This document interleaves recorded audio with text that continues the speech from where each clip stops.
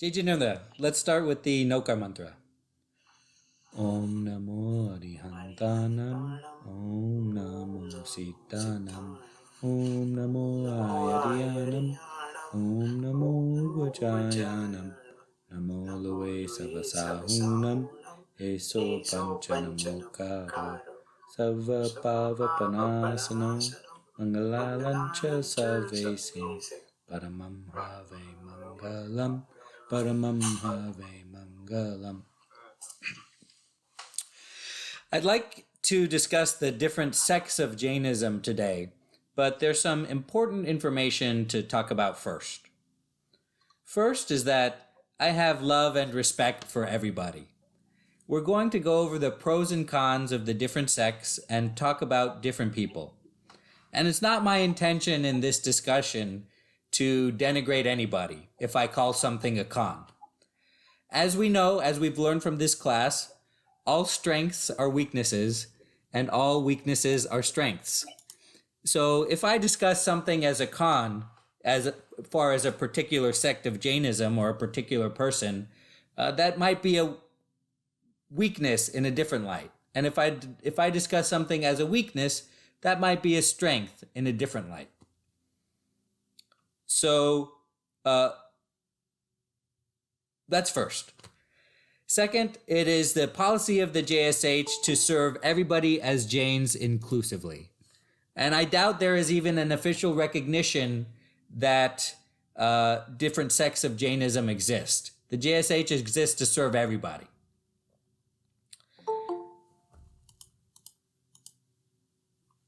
Thanks to everybody that just joined. We're talking about the different sects of Jainism today. Third, the doctrinal differences between the sects have almost nothing to do with the laity, that is, the Shravaks like you and me. Mostly they have to do with the monks and nuns of Jainism, or the sadhus and sadhvis. So why should we learn about the different sects if we're going to discuss today, if they have almost no bearing on the spiritual progress of you and me? Why are we even here? Why is this even a discussion? Well, first it's to understand one another and to understand the history of how we got here. Because if we don't understand history, then it's easy to let the words and actions of the people who do understand history to divide us and manipulate us. And second, we actually are making spiritual progress by discussing the different sects of Jainism, because we're practicing anikantvad and multiplicity of viewpoints. And if we have a strongly held belief, we have to understand why somebody else has the opposite strongly held belief. And so I do think that it's important, even though you may come away with this not making any changes to your life. So let's talk about the creation of different sects of religion in general. There are two main ways that a sect gets created. First, in good economic times, the piousness of people is relaxed. Very pious people learn to keep their mouth shut during good economic times because they're going against the flow of the majority of people. Then, when the good times end, those pious people begin a backlash to get things back to the way they were, the way they think that things should be. Now, whether it's the relaxed people or the pious people that created the schism depends on what side you're on. The second way a sect gets created is by a very powerful individuals. And that power can be in different ways. First, it can be the power of the head of state. Second, it can be the power of a charismatic person. And sometimes it's the power of a very pious person, a very educated person, and a very learned person that leads by example. So those are the different ways that sects get created. So, as many of us know, the main sects of Jainism are Shvetambars and Digambars. And before we talk about them, we have to get into the Agams. So when Mahavir Swami laid out his teachings for everybody, remember he set up the Jain Sangh as we know it today, his sermons were divided into 12 parts, and we call them 12 Agams. And they were all memorized. None of them were written down. It was just a memorization from student to pupil all the way down. And there are pros and cons, believe it or not. Believe it or not, there are some pros to having only memorization and no written policy. So that's all we need to know about Agams. And now, to describe Shvetambars and Digambars, thank you to everybody who just joined. We're talking about the different sects of Jainism today. You need to know two people. You need to know Shruta Kevali Bhadrabahu Acharya. We're just going to call him Bhadrabahu Acharya. And the next person you need to know is Stulibhadra Acharya. So in the 3rd century BCE, Bhadrabahu Acharya, either different sources say different things. Some sources say he predicted a 12-year-long famine, and some sources say he left during the beginning of the famine. But either way, he took about 12,000 monks from Magad, which is in modern-day Bihar, and he moved them to South India, to a place called Shravanbelgola, which is modern-day Karnataka. And he was so powerful that the emperor of Magad abdicated his throne to his son so he could travel with Bhadrabahu to escape the famine. So while they were in Shravanbelgola, Bhadrabahu dies. And his disciple, his name is Chandragupta. He takes over. Now, back in Magad, Stulibhadra, had relaxed certain rules of Jainism. Specifically, the rule of nudity for monks was relaxed. So at the time when the members of the ascetics came back to Magad, they were all naked, and they were surprised to see their brothers and sisters were now clothed in white robes. So let's talk about it. Let's get into it. Can anybody tell me the purpose of clothing? Not in Jainism, not for monks, just the clothes you're wearing right now. What is the purpose?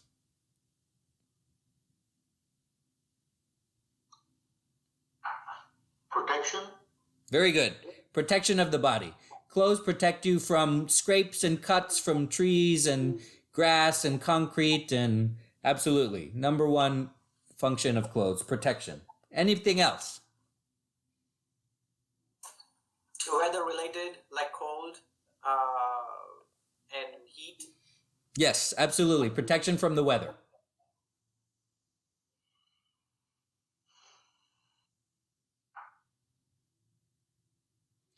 How about this one? Clothes are a vehicle by which we can ornament ourselves and express ourselves. Now, I know what you're thinking. It sounds like the fashion industry. And that's exactly right. You express yourself whether you want to or not by the clothes you wear. Now, you may think, no, I don't. I don't pay attention to fashion. I don't care about fashion. But there's no not playing the game if you wear clothes. You may say, I just wear what looks good to me. Well, what looks good to you is influenced by the people around you, the fashion trendsetters, and all of that. You cannot not play the fashion game. So you are expressing yourselves whether you want to or not by the simple act of putting on your clothes. So that's number two. Number one is protection. Number two is ornamentation and expression. And I think it would be an easy answer if that was all of these, because, Jainism says, hey, you're not supposed to be attached to things and you're not your body. So throw out protection and throw out this fashion game because you're not supposed to be a part of the game. But there's a third one that makes it a controversial subject, right? Another function of clothes is to hide your body, okay? Because I don't really want to notice the differences in people's bodies. I don't really want to know, that person's got, some mark on their body there, or this person has a little bit of fat on their body there, or, that person's body is shaped like that. It hides your body. And that way we can look at each other without making judgments about people's bodies, right? So those are the three that I came up with: protection, ornamentation, and hiding the body. So now when these group of monks come back to Magad and they see all their Jain brothers now wearing white robes and they're naked, it's a shock to them, right? They're saying, hey, what's going on? You are not supposed to be attached to things. And clothes are an attachment. And being naked reminds you are not your body. When you get a cut from a tree because you're naked, or your feet hurt because you're walking on hard ground, who cares? That reminds you're not your body.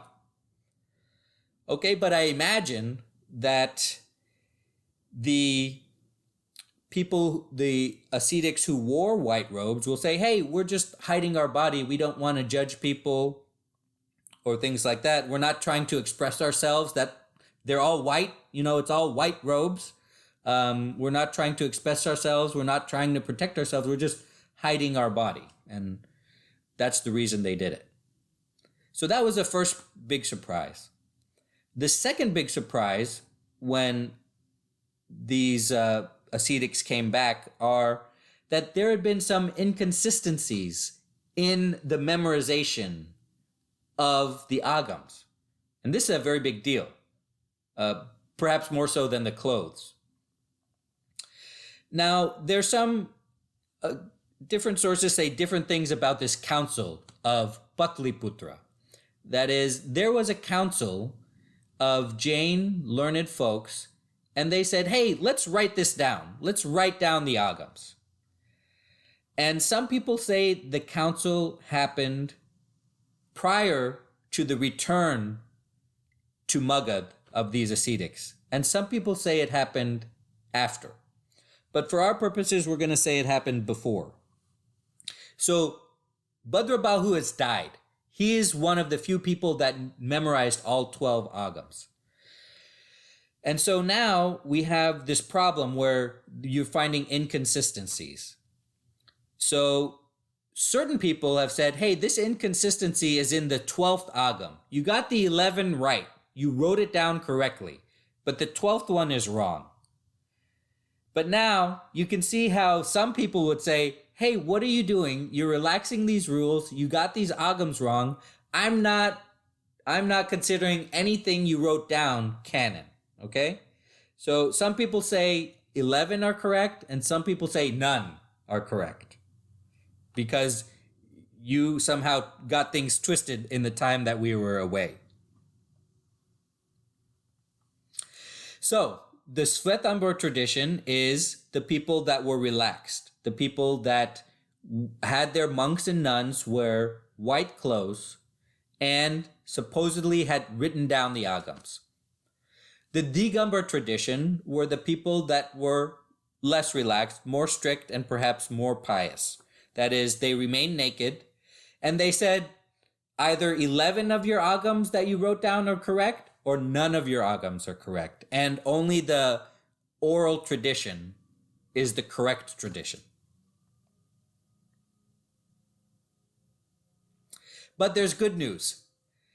There were some texts that were written down before the Digambars left Magad.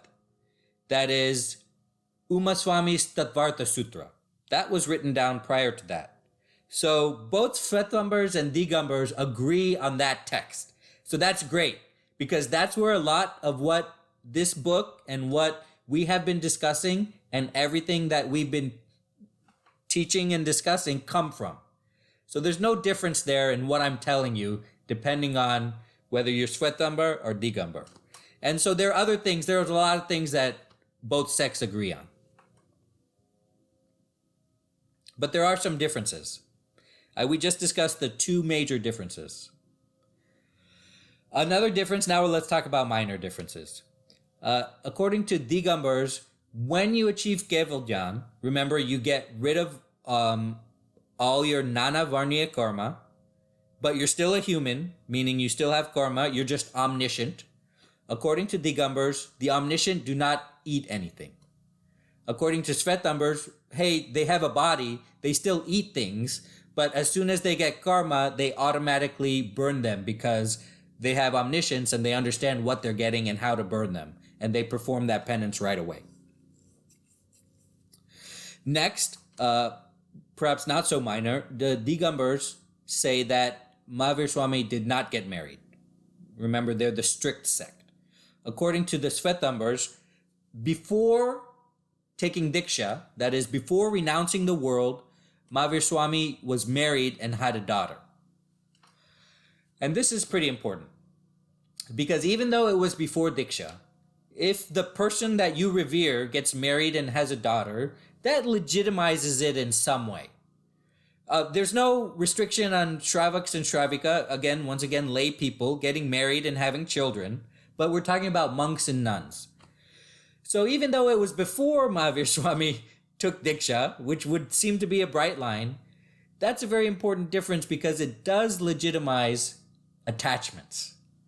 It legitimizes attachments to people and children and family, and we're supposed to be, one of the major tenets of Jainism is non-attachment. Non-attachment to clothes, non-attachment to material things, and non-attachment to other souls.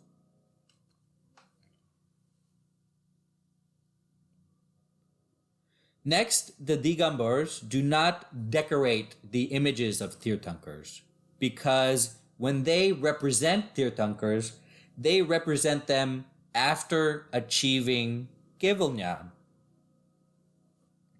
Whereas Svetambars do decorate the images of Tirthankars because when they represent the Tirthankars, they represent him as the life of a king or the life of a conqueror who conquered his internal enemies.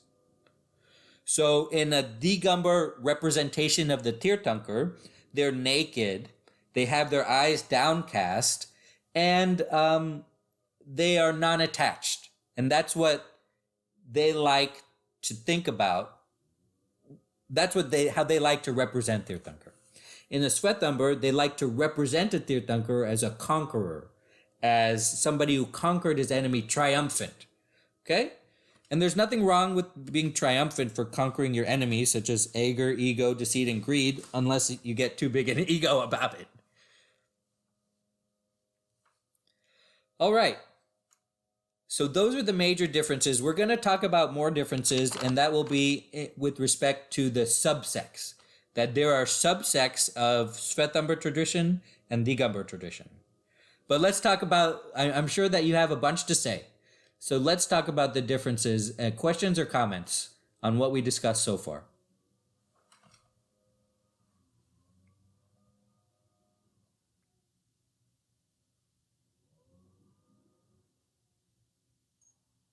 Hey, David, this is a very in-depth discussion. I never had all history about it. So would appreciate if you share some sources at some point about your research on this to dig up more. Sure, absolutely. No other questions or comments. I'm just very fascinated by the research, what you have done. Absolutely. We're in the book, in the chapter on Jain history. Okay. And that's where we got most of them. Other sources are the jainelibrary.org. There's some information there. And there's some other sources. Let's see where this is. jainworld.com. I looked there to do some cross-referencing. Those are the main sources. And that's when I say sources disagree, as far as the timing of certain things happening, those are the sources that I've been looking at. Thanks.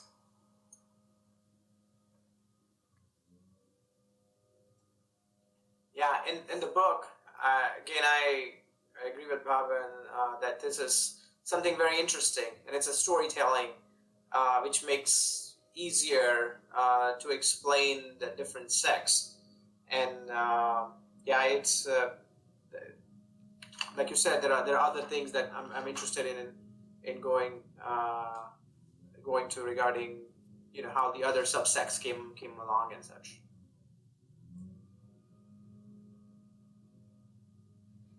All right, let's talk about the subsects of the Svetambar tradition. Remember, the Svetambars, we can call them more relaxed, okay? So the first subsect of the Svetambars are Murti Pujaks, which is exactly like it sounds, worshippers of idols.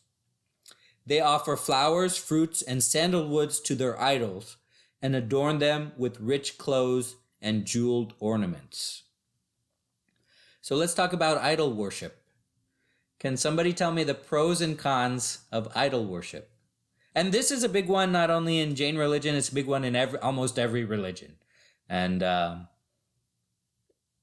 most religions have people coming down on either side of this. I think so. My understanding of idol worship is, we say man, vachan, and kaya. So mind, vachan, what you say it, and then kaya is what you do. And anything that you want to get into your behavior, it's harder to get straight into mind. So when you wanna gain something, you start with kaya, vachan, and man. You do it, you say it, and then you get it to your brain because it becomes over repetition, a lot of different things.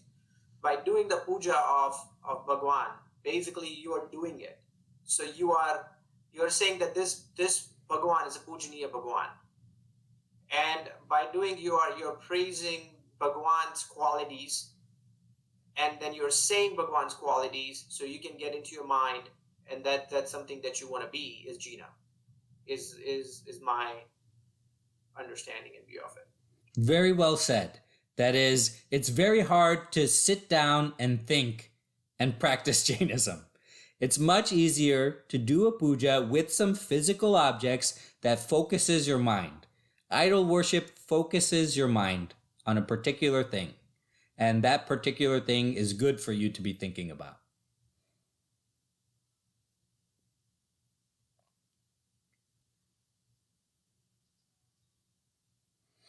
Okay, here's a con. When we offer flowers, well, we're causing pain to a jeev. A flower has a soul just like you and I. And when we pick a flower for a garland and offer it to an idol, it's simply unnecessary. When we're offering food to an idol, and I'm not sure what happens to that food later, it could be a waste of food, which is certainly wrong. So there's a con to idol worship. Any other pros and cons to idol worship?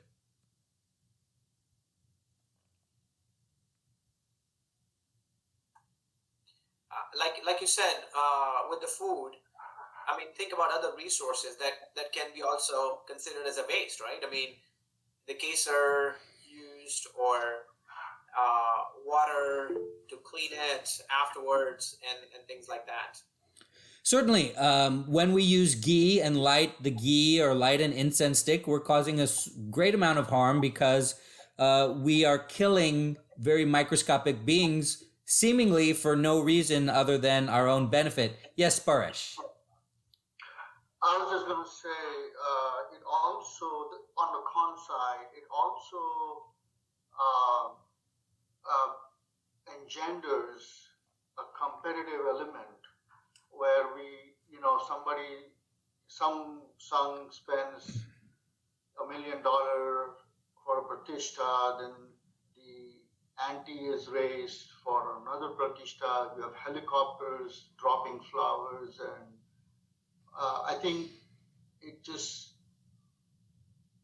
becomes completely different than what the intention is.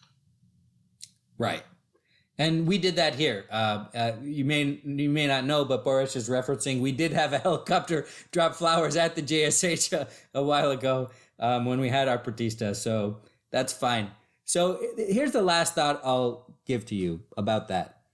Before you decide you don't agree with idol worship, and before you decide you don't agree with killing flowers for no reason or lighting things on fire for no reason, let me tell you that you probably wouldn't be Jain if it wasn't for that. That is, you probably wouldn't be here if it wasn't for that. Now, I know a lot of people complain about, well, there was a time when Hinduism was getting very popular and we imported some of the Hindu pujas and we turned them Jain. We imported some of the Hindu songs and that's why all these prayers have the same tune, right? Because we imported some of that and they're kind of, they look down on their nose upon that. But remember that we are people. We're not people, we're souls. We're souls trapped in a human body, right? And even if Jainism is the truth, that doesn't mean that it can't die out. In fact, it is destined to die out until the next Tirthankar revives it. That is, there is the real possibility that Jainism would have died out earlier if we did not do those things, if we did not allow the flowers, if we did not allow the fire, because people like to do that. Okay, there's something about human beings, which we are not, but we are souls trapped in a human being's body. There's something about our brain that likes to do that likes to place something on a pedestal and bow down before it and really lionize that pedestal, whether it's an idol, whether it's another person, whether it's an idea, whether it's a set of ideas like the Constitution of the United States, whether it's a set of principle. And if we didn't do that, if we didn't compete with Hinduism, then we wouldn't be here. So before you look down your nose at those things, remember that those are the things that might have kept Jainism alive. So let's go to the next one. The next one is the Stanakvasis. And this was created by a rich and well-read merchant of Ahmedabad. And his name was Lonkasha. And he founded the Stanakvasis in 1453. So what happened was that things got a little out of hand. So we created these temples, and now we created caretakers of the temples. But the caretakers of the temples weren't the sadhus and sadhvis. They were a different set of people, and they were called yatis. And so they were performing rituals, and they were helping people at the temple. And this man, Lunkasha, said, hey, what are you doing? Why are you telling people to do flowers? Why are you telling people to do food? This has nothing to do with Jainism. And so he espoused non-idol worship. And he only agrees with certain authenticities of the agams. So it's important which agams you decide that are correct or not. So he is a backlash against this idol worship. So Stanakvasis do not worship idols. The next subsect of, remember we're talking about Svetambars, the next one is the Therapanthis. Now this is a very interesting topic. So the Therapanthis were founded by Swami Bikanaji Maharaj.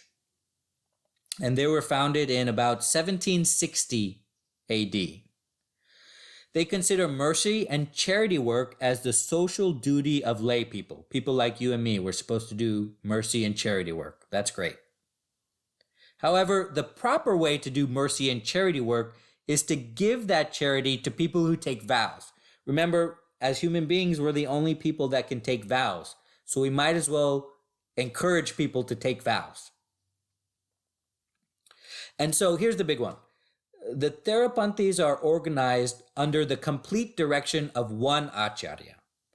And that Acharya was, first it was Swami Maharaj, next it was Acharya Tulsi, and since 2003, it's Acharya Mahaprajnaji has been the one Acharya since 2003. So this is very seductive to be, and keep in mind, I I am never going to accomplish the things that Acharya Tulsi does. I'm going to criticize it, but I'm never going to travel to almost every part of India, show particular concern for education on study. I'm never going to find an institute for higher learning in the Jain field that is recognized by the Indian government as a deemed university. Acharya Tulsi was an amazing man. But it's very seductive to put the power in one person. This is called, like, you can think of it like the Pope. Or you can think, how I think of it is I have a guy. It's very nice to have a guy. If I have a question about Jainism, I have a guy I can go ask, and he'll tell me the right answer. If I have a disagreement with somebody else, we have a guy we can go to, and he'll tell us the right answer. If I want to know what to do, where I should go, I have a guy I can go to, and he'll tell me, hey, think about education, think about vows, think about coming to this institution I founded. Okay, it's very seductive to have a guy. And many people would like a guy. And many people follow different guys. And I'm not sure if it's the right way to go. Because if you put your faith in the wrong guy, then he can easily manipulate you. I mean, these people are the right guys, okay?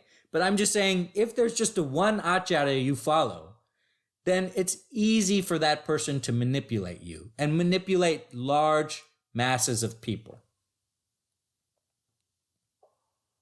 So what we know now that makes sense, but would we say the same question 600 years BC when Mahavir Swami was there, right?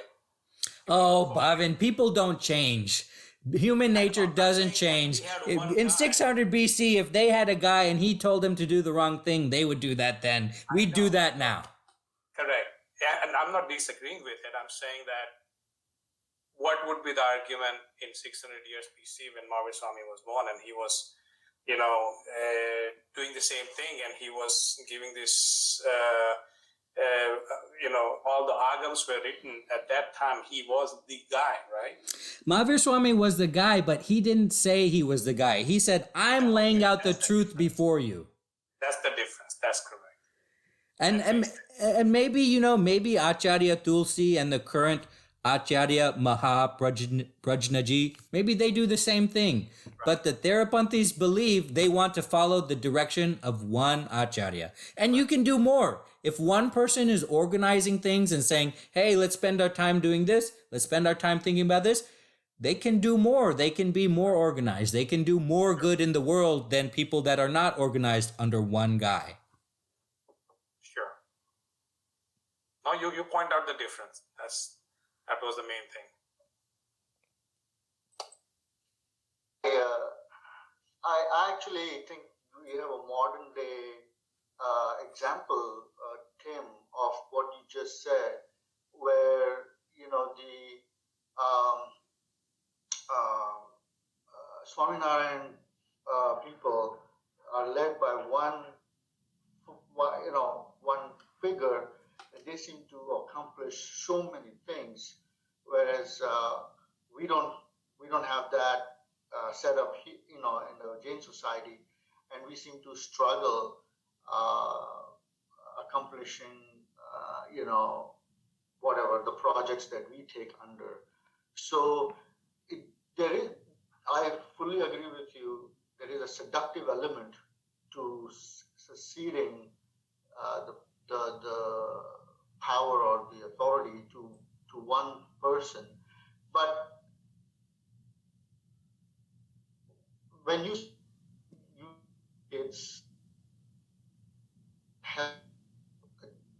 mind of what you were saying, what is the alternative? The alternative to having a guy? A guy. The alternative to having a guy is to find out the truth for yourself, which is very hard, extremely hard.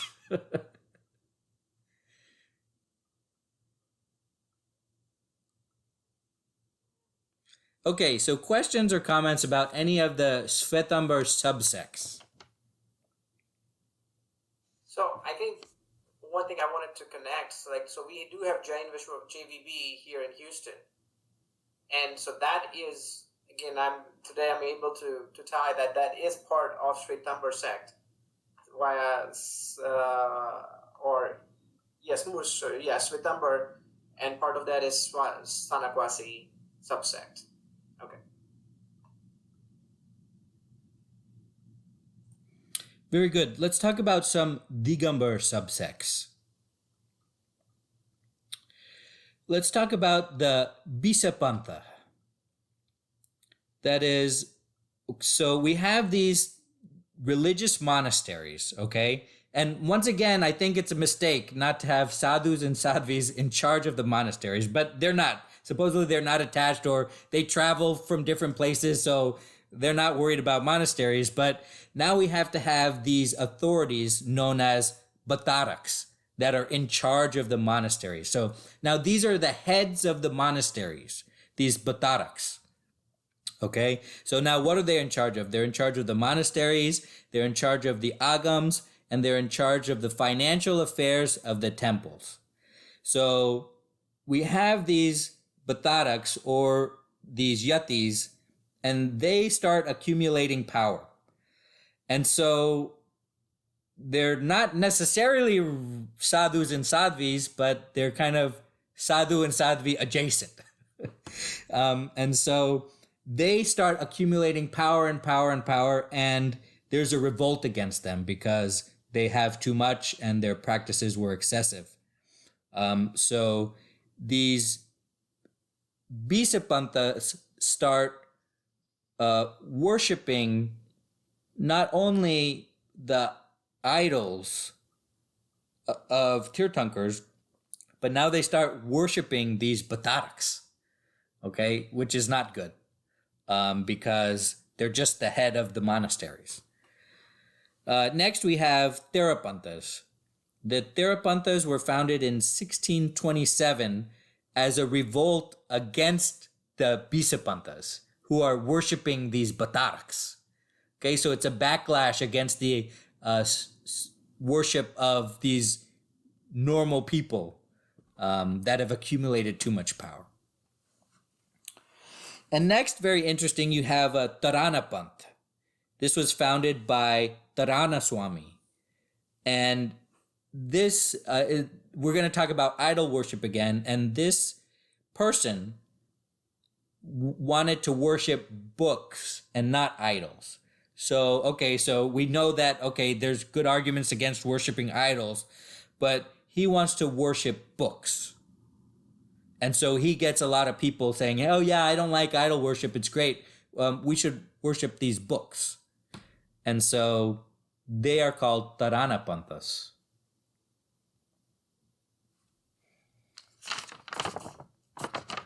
Okay, so those are the three main Digambar subsects. There's actually a little bit more, but we don't have time to go into the kind of very small ones. Those are the three main Digambar subsects. I think there's not as much variation in the ideology between the Digambar subsects because they're more strict than the Shvetambars. So we have just two people to talk about next, and then we'll have run out of time. Any questions or comments about Digambar subsects? I have one question. For Rakesh Bhai's various group, is that classified as different? One of these three? Does anybody have the answer? I know Rakesh Bhai is very popular. I think that there's a lot of people that adhere to his teachings. Does anybody have an answer? I do not. I'm sorry. What I have heard, and this is here and say I've not listened to it directly, he doesn't classify himself as Digambar or Shvetambar, or mainly even in, I'm going to talk about Srimad Rajchandra. Is that one of the two people we're going to talk about, Timur? Yep, we are. Because I think, so Rakesh Bhai is a sort of a follower of Srimad Rajchandra. So I think that's where we may find a linkage with what Rakesh Bhai may believe in. but what I've heard is he doesn't claim to be either Digambar or Shwetambar.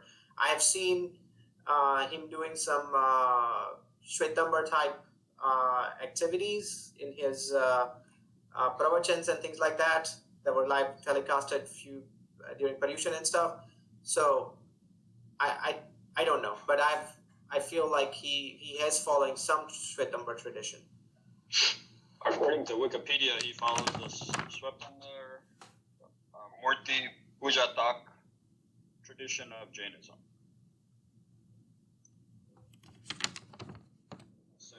I'll send you the wiki link. All right, so let's talk about Srimad Ramchandra. He was born in 1867, and he devoted his life to Jainism. He's been writing about Jainism since he was 8, and he wrote 800 letters chronicling his spiritual development. That's great, because you can see where you are along the path if you compare yourself to where he is along the path, and you can kind of see where you're going. So that's great. He wrote many small books, and he wrote, a lot of poetry, including Attainment of the Soul and Moksha is the Way of Life. And so he's a very powerful person that people follow, and his power comes from his devotion and the sacrifices he made and the contributions he made to people's lives. So many see him as a great saint. He was influential on Gandhi, which means he was influential on India, which means he was influential on the world. And he really espoused, in Jainism, we often talk about ahimsa, and ahimsa or nonviolence has kind of grown to be everything about Jainism, because we define violence as mainly everything you can do. And so he was a very proponent of that interpretation, where ahimsa is the main thrust of Jainism, and that's what Jainism should be known for. And that's, if you know one thing about Jainism, you know ahimsa.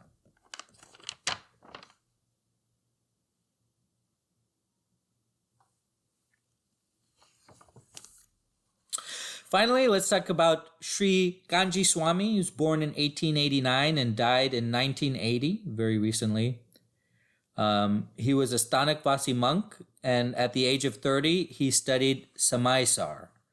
And so he popularized Digambar texts. Remember, some Digambars believe that only the 11 agams are correct and the 12th one is not, and some believe that they're all not correct, and they have a separate text. And he popularized the text of Acharya Kund Kund, who is very popular.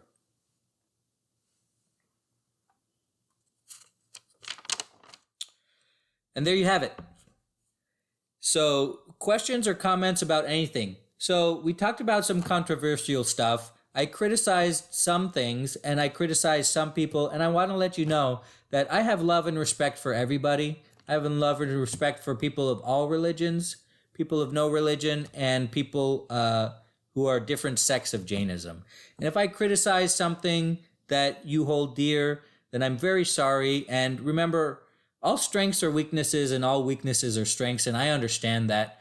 I understand, the organizational powers of having a guy, and I respect the works that people who have a guy do.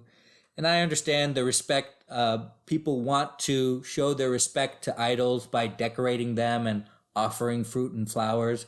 And some people don't like that and think it's a waste. And I understand both sides of the story. And that's why there are sects, because they're very controversial, right? And I just want to let you know that I respect everybody. So questions or comments about anything we talked about today?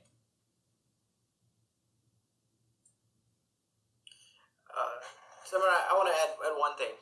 So,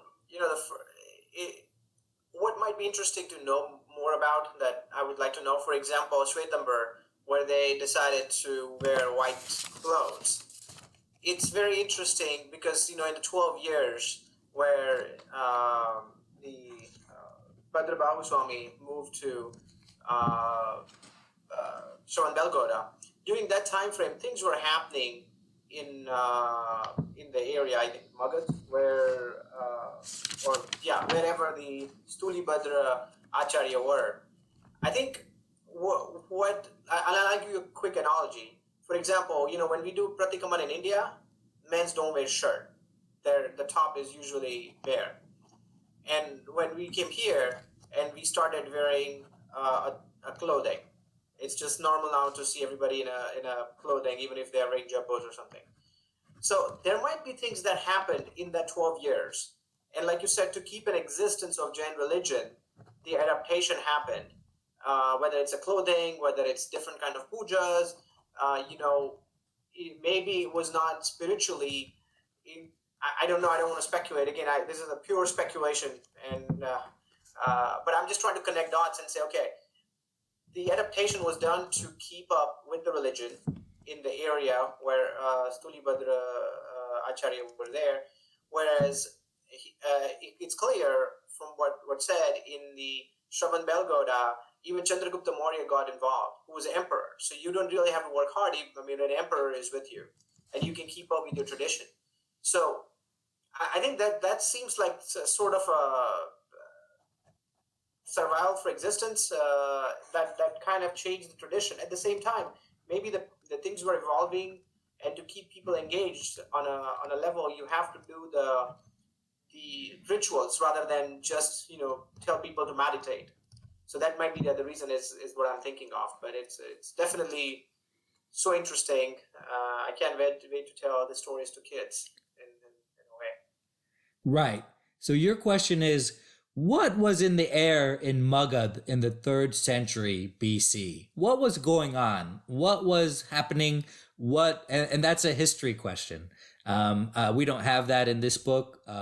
We won't have that. That's the life's work of a historian, is to try to understand what the values are that everybody adhered to and what is not said, what is taken for granted that everybody knows. Because nobody writes down the things that everybody knows, but pretty soon most people don't know it. And so that is the job of a historian, is what was in the air in the 3rd century BC in Magad.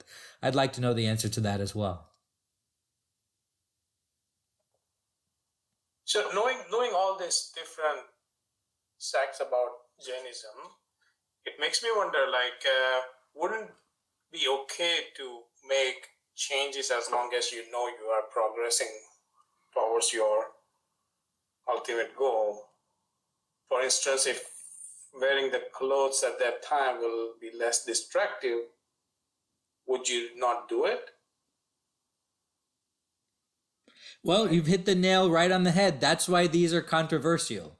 People come down on different sides of the question, and they think that they're right. And of course, they think that the other people are taking people with them down the wrong path. And that's why people get so passionate about it. Right. So you see that, Gurudev, and there are a lot of other things you see. There are certain things, obviously, everybody has their own opinion about it, but it's you at the end of the day which counts how far you go with those traditions, with those new ways to approach based on what you have around you now. And can you still be able to practice and do what you are supposed to do? So, that example of flower picking, what I heard and what my folks always told me is, because I don't do it, and they always tell me, well, we put the clothes we put like a dry piece of cloth under those bushes, and whatever flower falls, that's the only one we put. I said, but we go to there, sir, and there's a person sitting with the whole basket full of flowers. And then some people say, well, I did not pluck it, so it doesn't matter, right? So it has those arguments, but it's at the end of the day, what you feel and what you believe, I think, will take you to that next level. I would personally feel that way. Right. And some people say, well, by coming to the temple that does that, I am tacitly accepting that, or I am promoting that behavior. So then I don't want to go to that temple. I want to go to this temple that doesn't do that, or I want to practice in this way that doesn't do that. And if you believe that, then that is what you will do. Yes, Paresh.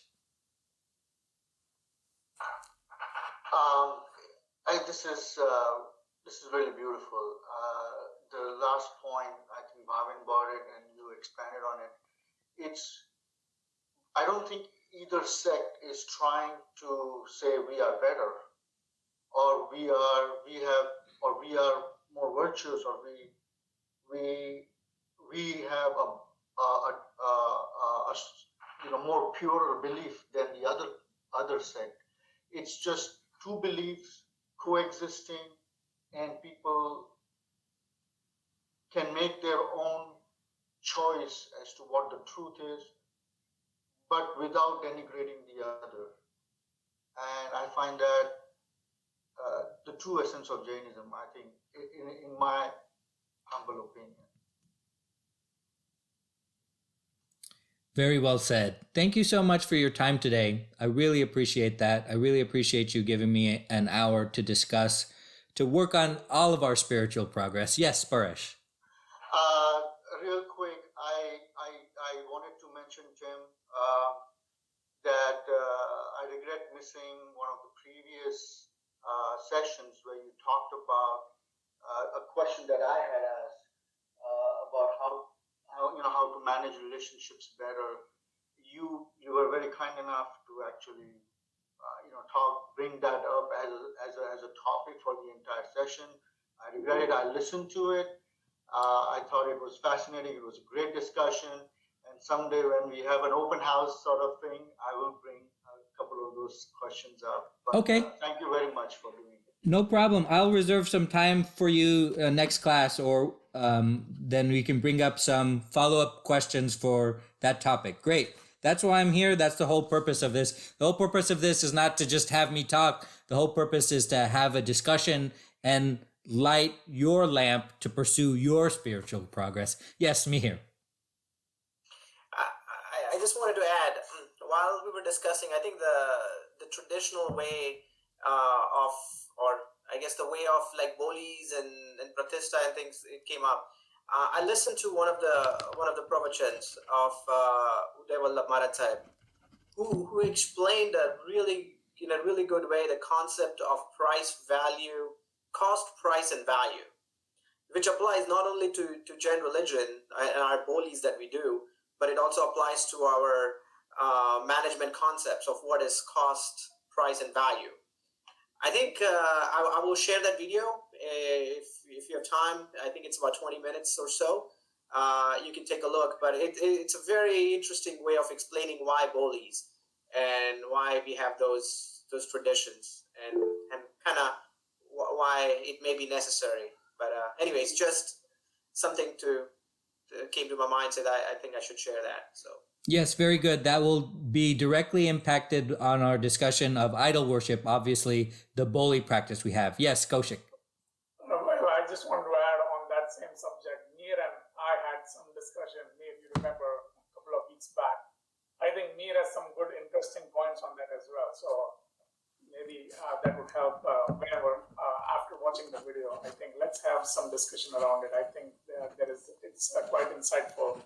And Mir also, we had some discussions around when Paresh was talking about relationship, right, at work. We also had discussions around all the politics at workplace, right, and maybe that is linked to the relationship. Relationship is not just family, but everybody we deal with.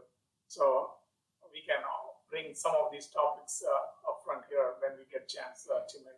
Okay, so how about this? How about next class, Mihir and Kaushik will take it and they'll send the video for homework this week, and we'll reserve some time at the very beginning for follow-up questions about Paresh's relationship follow-ups. How about that? Does that work for everybody?